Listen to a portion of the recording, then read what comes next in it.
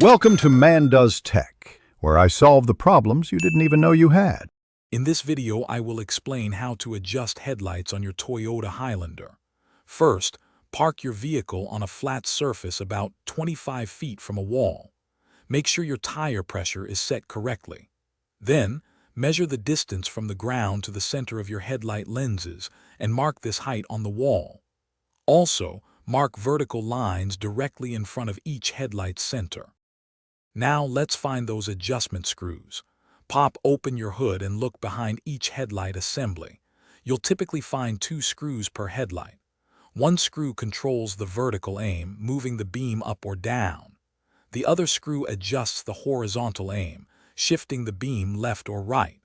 If you're having trouble, your owner's manual is a great resource. With your low beams on, it's time to adjust the vertical aim. Use a Phillips head screwdriver to turn the vertical adjustment screw.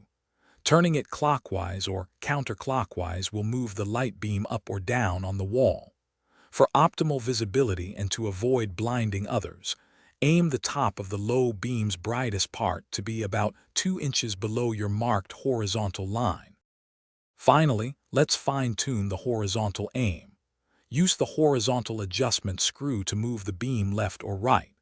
You want the brightest part of the beam to be centered on the vertical mark you made for that headlight.